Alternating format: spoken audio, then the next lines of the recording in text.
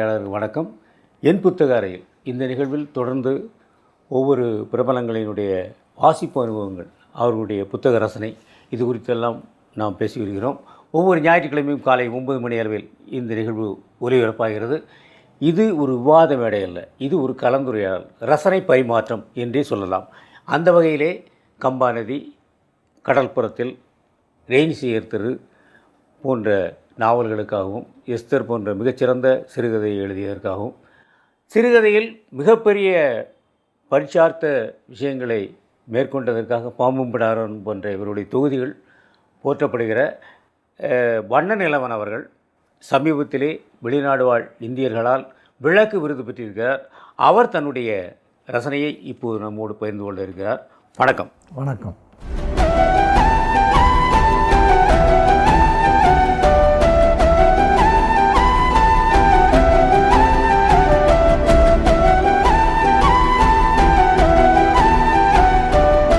நெல்லை மண்ணினுடைய பல்வேறு விஷயங்களையும், தாமிரபரணி ஆறு போல் வற்றாத அங்கு வாழ்கிற மனிதர்களை நீங்கள் படித்திருப்பதாக பலரும் தொடர்ந்து பாராட்டிட்டு இருக்காங்க. இப்போ சமீபத்தில் கூட வெளிநாட்டு வாழ் தமிழர்கள் உங்களுக்கு விளக்கு விருதெல்லாம் கொடுத்துருக்குறாங்க.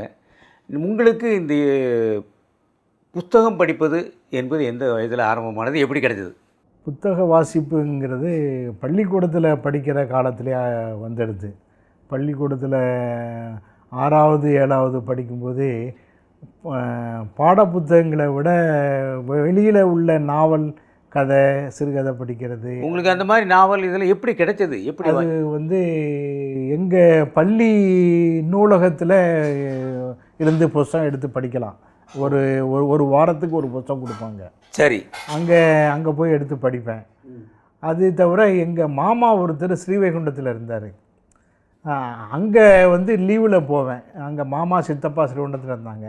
அந்த மாமா அங்கே பஞ்சாயத்து போர்டு நூலகத்தில் இருந்தார். அவர் அவரே ஒரு நூலகராக இருந்தார்.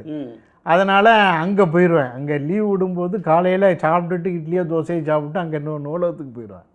அங்கே எல்லா அப்போது வெளிநாட்டு எழுத்தாளர்களுடைய மொழிபெயர்ப்பு நாவல்கள் பூரா அந்த பஞ்சாயத்து போர்டு நூலகத்தில் இருந்தது. அது அப்புறம் தமிழ் நாவல்கள், கல்கி, அந்த மாதிரி அவங்களுடைய நாவல்கள் எல்லாமே இருந்தது.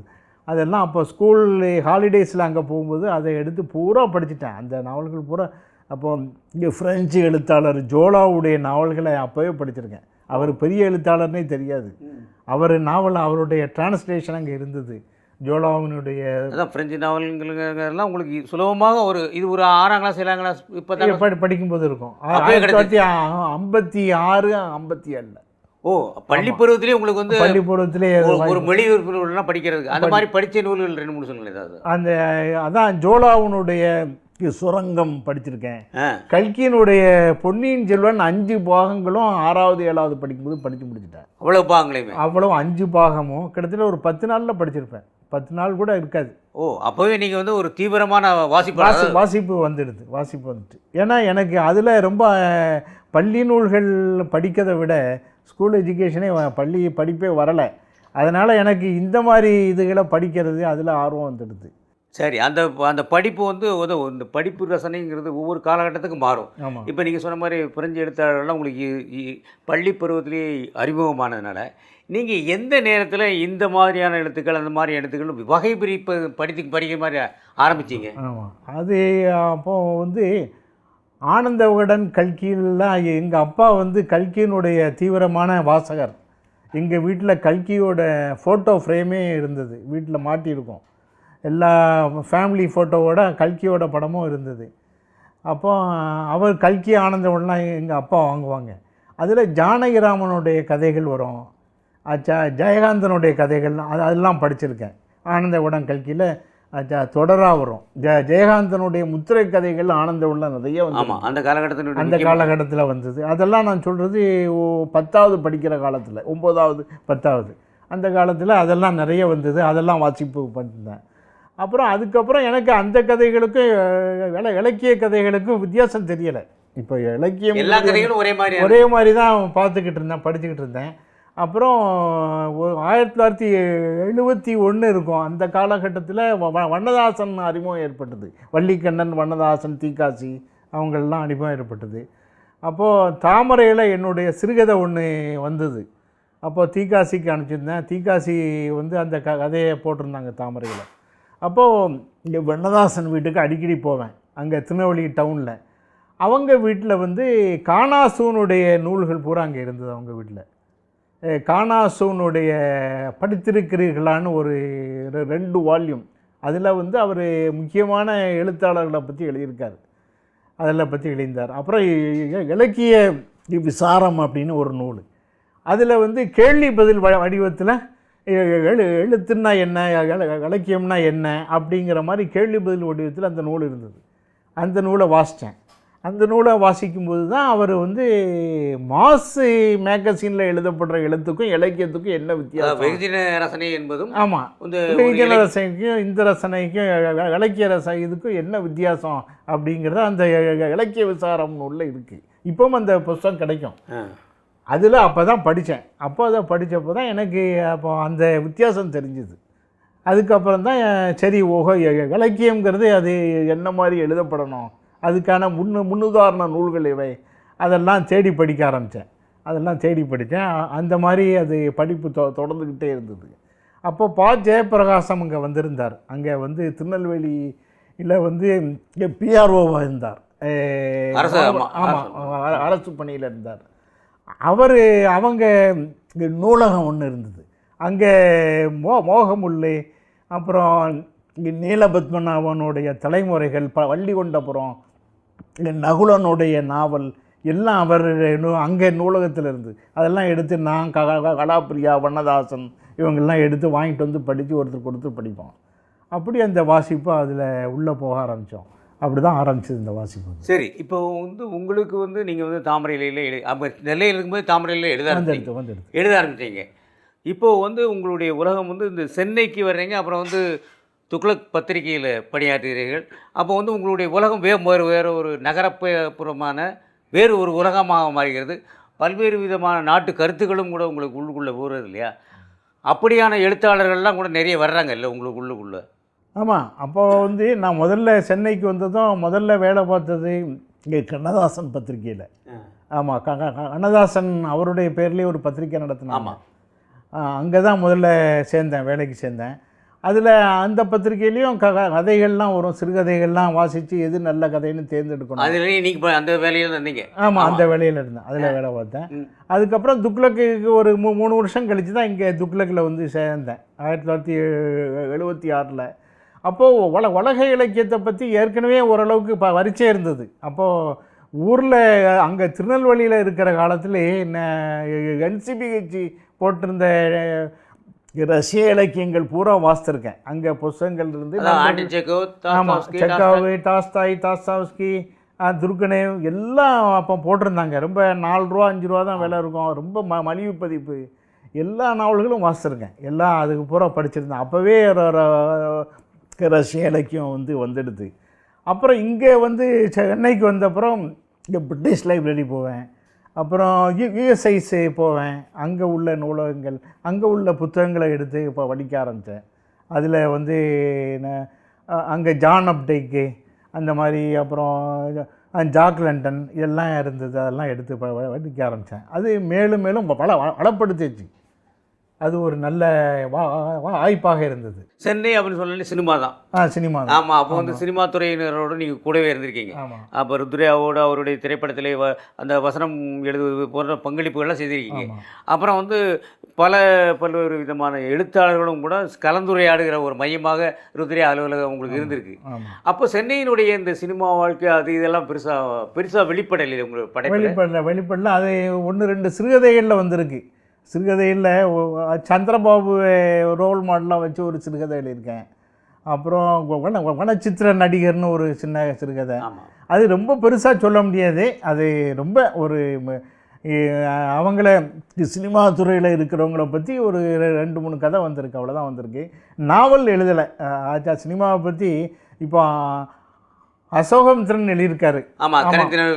கரைந்திரர்கள் எழுதியிருக்காரு. அது முழுநீள நாவல். அவருடைய கதைகளில் நிறைய சினிமாவை பற்றி, ஸ்டுடியோவை பற்றியெல்லாம் வருது. நான் அந்த மாதிரி, ஏன்னா அவர் ஸ்டுடியோவில் வேலை பார்த்தார். ஆமாம், ஜெமினி ஸ்டுடியோவில் இருந்தார். ஆமாம் ஆமாம். அந்த அனுபவங்கள் அவருக்கு நிறைய இருந்தது. நான் வந்து ருத்ரையா கூட தான் முக்கால்வாசி இருந்திருக்கேன். இப்போது இந்த நிறைய வந்து இப்போது இலக்கிய பத்திரிகைகளும் இலக்கிய சூழலும் சரி, நிறைய இப்போ கேப்ரியல் கார்ஷோ, மார்க்யூஸ் மாதிரி இந்த மாதிரியான ஒரு என்ன மேஜிக்கல் ரியலிசம் அப்படி பின்னவீனத்துவம் இப்படியெல்லாம் பேசப்படுகிறது. இந்த மாதிரியான எழுத்துக்களை நீங்கள் எப்படி உங்களுக்கு என்ன மாதிரி தோணுது அப்படி இருக்குது? இதை வந்து பின்னவீனத்துவம்னு இப்போ சொல்கிறாங்க. பின்னவீனத்துவம் அப்படிங்கிறது, நான் இந்த பாம்பும் பிடாரணம்னு ஒரு தொகுப்பு எழுதியிருக்கேன். அதில் வந்து முழுக்க முழுக்க வந்து அது மித்த கதைகள் மாதிரி இருக்காது. அது சோதனை முயற்சியாக எழுதி பார்த்தது. இப்போ பின்னவீனத்துவங்கிறது வந்து ஒரே கோர்வையாக சொல்லக்கூடாது அப்படிங்கிறது தான் அது சொல்லுது. எந்த கதையுமே ஒரே கோர்வையாக சொல்லக்கூடாது. பிரேக் பண்ணி இப்போ பின்னால் போகும், முன்னால் வரும், இப்படி காலங்களை மாற்றி போடுறது அப்படின்னு தான் இருக்குது. அது நான் அந்த சிறுகதை தொகுப்பில் உள்ள சில கதைகளில் அந்த இதை செஞ்சுருக்கேன். அப்போ எனக்கு இதை பற்றியெல்லாம் தெரியாது. அப்போ இதெல்லாம் வரல, இந்த ட்ரெண்டே வரல.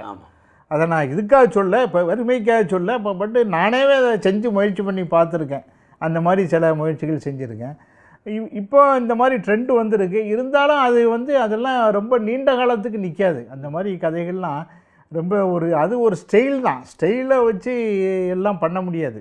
மெயினாக வந்து அது கதை வந்து அந்த அதான் நீங்கள் சொல்கிறது வந்து அந்த கண்டென்ட், அந்த கருத்து முக்கியம். கருத்து கதை சொல்கிற விதம், நேரேஷன் அது முக்கியம். ஆமாம், நேரேஷனை வந்து ரொம்பவும் நீங்கள் அப்படியே சொல்லிக்கிட்டு போனீங்கன்னாக்கா வாசிக்கிறவனுக்கு ரொம்ப டயர்டாயிரும், ரொம்ப இதாயிரும். கதையை கோர்வையாக சொல்கிறது தான் எப்போதுமே மனசில் பதியும். அதுதான் எப்போதும் உள்ள முறை. அது ரொம்ப ஆதி காலத்துலேருந்து இருக்கிறது தான். நம்ம பஞ்சதந்திர கதையாக இருந்தாலும் சரி, விக்ரமாதித்தன் கதையாக இருந்தாலும் சரி, இப்போ உள்ளது ஒரே கோர்வையாக சொல்கிறது அதுதான் நல்லதுங்கிறது என்னுடைய அபிப்பிராயம். இப்போ இந்த மாதிரி மாடர்னிட்டிலாம் வந்திருக்கு. ஆனால் மேல்நாட்டில் இதெல்லாம் தூக்கி போட்டாங்க, இதெல்லாம் சரியில்லை அப்படின்னு தூக்கி போட்டாங்க அப்படின்லாம் சொல்கிறாங்க. இங்கே இன்னும் கொஞ்சம் அதெல்லாம் இருந்துக்கிட்டு இருக்கு. இன்னும் இப்போது நிறைய வந்து புத்தக கண்காட்சி நடக்குது, இப்போது எழுத்தாளர் சந்திப்பு நடக்குது. இதெல்லாம் இப்போ வந்து நீங்கள் ஒரு கிட்டத்தட்ட ஒரு 40 ஆண்டு காலத்துக்கு மேலே இலக்கியத்திலையும் பத்திரிகை துறையிலும் பயணிக்கிறீங்க. இதெல்லாம் எப்படி எந்த வகையில் உற்சாகம் அளிப்பதாக இருக்கிறதா? உற்சாகங்கிறது புத்தக விற்பனை கொஞ்சம் கூடுதலாக இருக்குன்னு தான் நினைக்கிறேன். புத்தக விற்பனை இவ்வளோ கண்காட்சி கிட்டத்தட்ட மாவட்ட அளவில், மாவட்ட தலைநகரங்களில் எல்லா ஊர்லேயுமே நடக்குது. இப்போ புத்தக வியாபாரமும் ரொம்ப இதாக நிறைய வாசிக்கிறாங்க. அந்த காலத்தில் ஒரு 500 புத்தகம் போடுவாங்க. ஒரு தொகுப்போ சிறுகதையோ நாவலோ ஆனால் 500 பேர் முதல்ல வந்து 500 காப்பி தான் போடுவாங்க. அதே போகிறதுக்கு 7-8 வருஷம் ஆகும் 500 காப்பி போகிறதுக்கு. போகவே போகாது. ஆனால் இப்போ கொஞ்சம் ஸ்பீடு வந்திருக்கு. இப்போ ஒரு 5000 காப்பியில் விற்கிது. அது கொஞ்சம் அந்தளவுக்கு வந்திருக்கு வேகம், அந்த அளவுக்கு. அதனால் ஒரு ஏதோ இந்த புத்தக கண்காட்சினால ஒரு பயன் இருக்குத்தான் செய்யுது. உங்களுக்கு ஒரு 10 ஆண்டுகளுக்கு முன்பு வந்தால் ஒரு புத்தகம் போடுவதற்கு பதிப்பாளரை தேடுறதுங்கிறது பெரிய கஷ்டமாக இருந்தது. அந்த மாதிரி நிலைமை இல்லை, மாறி இருக்கு. இல்லை, இப்போ அரசு தொடர்ந்து நடத்தி கொண்டு இந்த மாதிரி புத்தக கண்காட்சி நடத்துவதன் மூலமாக இப்போது உங்களை மாதிரி, அதாவது வெளியே அறியப்படாத முகம் அறியாத, இப்போ நீங்கள்லாம் வந்து பெரும்பாலும் எங்கேயுமே முகத்தை காட்டிக்கொள்ளாத ஒதுங்கி கொள்கிற மனோபாவம் உங்களுடைய எழுத்துக்கள் கூட மக்களை சென்று அடைந்திருக்கிறதா? என்னுடைய கடல்புறத்தில் நாவல் வந்து அது எழுதி கிட்டத்தட்ட 45-50 வருஷம் ஆகுது. அந்த நாவலுக்கு நான் எழுதின புதுசில் அது புத்தக வெளியீட்டு விழா, என்னுடைய புத்தகங்கள் எதுக்குமே வெளியீட்டு விழா வைக்கல, அதுக்கும் வைக்கல. ஆனால் அது வந்து வாய்மொழியாக தான் அந்த நாவல் பற்றி இவ்வளவு தூரத்துக்கு வந்து. அதுக்கப்புறம் தொலைக்காட்சி. ஆமாம், அப்புறம் பின்னாடி அதுக்கு இதில் இதை பண்ணாங்க, சீரியலைஸ் பண்ணாங்க. அது கிட்டத்தட்ட 15 எடிஷன் போயிருக்கு. அது வந்து 15 எடிஷன் 16 எடிஷன் இப்போ போயிட்டுருக்கு. அப்பப்போ போட்டுகிட்டே இருக்காங்க அந்த நாவலை. அது நான் யாருமே சொல்லலை அதை பற்றி பெருசாக விளம்பரப்படுத்தப்படலை. அப்படி வாய்மொழியாக தான் பழகிருக்கு. ஒரு குறுகிய பேசப்பட்டது. அது அந்த மாதிரி நடந்திருக்கு தான் செய்யுது. அது மாதிரி எல்லா நாவல்களுக்கும் அப்படி இருக்குன்னு சொல்ல முடியாது. சில நாவல் அப்படி கிடச்சிருக்கு, சிலருக்கு அந்த ஆதரவு கிடச்சிருக்கு. நீங்கள் வந்து உங்களுக்கு நெருக்கமான எழுத்தாளர் தோழமைகள்ங்கிறது யார் இருந்தார்கள் அப்படின்னு சொல்ல முடியும்? இப்போது இங்கே சென்னையில் இப்போ ஒரு 15 வருஷமாக ரொம்ப நெருக்கமானவங்கன்னு யாரும் சொல்ல முடியாது. இப்போ நீங்கள் ஆரம்ப காலத்தில் வந்து வண்ணதாசன், விக்ரமாதித்யன், அப்புறம் அலாப்பிரியா, தீக்காசி, அல்லிக்கண்ணன், அவங்கெல்லாம் திருநெல்வேலிக்காரங்க தான். இவங்கெல்லாம் திருநெல்வேலி. நான் அங்கே இருந்தேன். அந்த பழக்கத்தில் அவங்களோட பேசுகிறது, இலக்கியத்தை பற்றி நான் அவங்க படித்த புத்தகத்தை அவங்க சொல்லுவாங்க, நான் படித்து சொல்கிறது, இப்படி ஒருத்தருக்கு ஒருத்தர் அந்த அந்த பரிமாற்றம்லாம் இருந்தது. அப்புறம் சென்னைக்கு வந்தப்புறம் ஞானக்கூத்தன்லாம் அடிக்கடி பார்ப்பேன். ஞானக்கூத்தனை பார்ப்பேன், பேசிகிட்டு இருப்போம். அவர்லாம் நல்லா பழகுவார். அப்புறம் நான் பிச்சமூர்த்தியெல்லாம் கூட பார்த்துருக்கேன். அடுத்த கட்டமாக உங்களுக்கு நகர்த்தி சென்ற எழுத்துகள் அல்லது எழுத்தாளர்கள் இருந்து யாராவது வந்தாங்களா உங்களை? அடுத்த கட்டம் நான் என் போக்கில் எழுதிக்கிட்டு இருக்கேன். என்னை ரொம்ப நான் தூர கூட்டிகிட்டு போன எழுத்துன்னு சொல்ல முடியாது. அப்படி எனக்கு ஒன்றும் வித்தியாசமாக ஒன்றும் தெரியலை. அப்போது என்ன ஆதியில் பாதித்தது புதுமைப்பித்தனுடைய கதைகள். எனக்கு என்னுடைய முதல் சிறுகதை ஒரு 3-4 கதை புதுமைப்பித்தனுடைய சாயல் இந்த கதைகளில் இருக்கும். அப்புறம் அதிலேருந்து மீறி வந்துட்டேன். அந்த கதைகள் அது ஜானகிராமனுடைய பாதிப்பு கொஞ்சம் இருந்தது. அப்புறம் ஜெயகாந்தன் இதெல்லாம் கொஞ்சம் 1-2 கதைகள் இருக்கும். அப்புறம் இது எல்லாத்தையும் மீறி நான் எனக்குன்னே சுயமாக ஒரு சொல்கிற பாணி அப்படிங்கன்னு வந்துடுது. பட்டு இவங்கெல்லாம் காரணம், இவங்கெல்லாம் எனக்குள்ளே போயிருக்காங்க. ஜெயகாந்தன், ஜானகிராமன், புதுமைப்பித்தன், அப்புறம் கோகுப்பரா, இவங்க இந்த முன்னோடிகள்லாம் என்னுடைய எழுத்துக்கு பின்னணியில் இருக்கலாம். அவங்க ஒரு தூண்டுகோலாக இருந்திருக்காங்க. பொதுவாக இந்த தலைமுறையில் பெரும்பாலோர் இந்த செல்ஃபோன் அதில் படிக்கிற அதில் ஹிண்டலில் படிக்கிறத இந்த மாதிரி தான் இருக்கிறாங்க. இந்த படிப்பு நம்மளுடைய இலக்கிய ரசனையை மேம்படுத்துகிற மாதிரி இருக்குமா?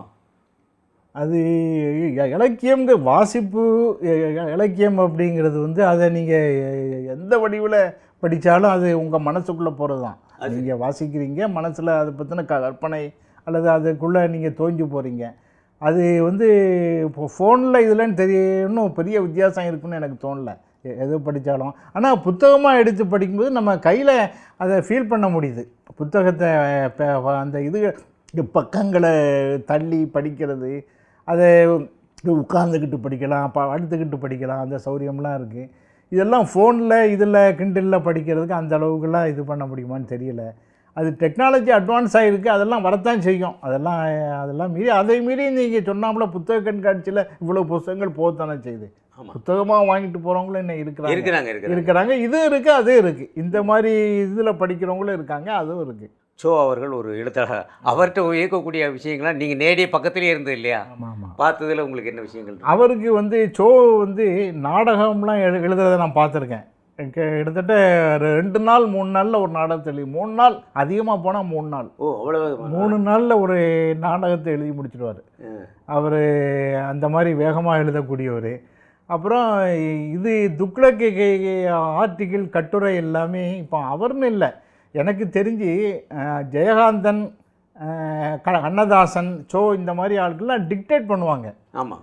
எல்லாத்தையுமே கண்ணதாசன் பாட்டே இல்லை, பாட்டு இது பண்ணுவாருங்க தெரியும் எல்லாருக்கும். பாட்டை டிக்டேட் பண்ணுவார், கட்டுரையை டிக்டேட் பண்ணுவார், அந்த மாதிரி டிக்டேட் பண்ணுவார். அதே மாதிரி ஜெயகாந்தன் அவருடைய சிறுகதையை பூராமே டிக்டேட் பண்ணுவார். பொதுவாக இப்போதைய இலக்கிய சார்ந்த பாதை என்பது நல்ல திசையை நோக்கி சென்று கொண்டிருப்பதாக கருதுகிறீர்களா, அல்லது புதுமை வர வேண்டும் என்று எதிர்பார்க்கிறீர்கள்? இல்லை, இப்போ வருது. இப்போ நிறைய பேர் புது எழுத்தாளர்கள் வந்திருக்காங்க. நிறைய பேர் புதுசாக நாவல், நிறைய நூல்கள் வருது. கவிஞர்கள் நிறைய வந்திருக்காங்க, நிறைய புது கவிஞர்கள் வந்திருக்காங்க. அவங்க புத்தகங்கள்லாம் தொகுப்புகள் போடுறாங்க.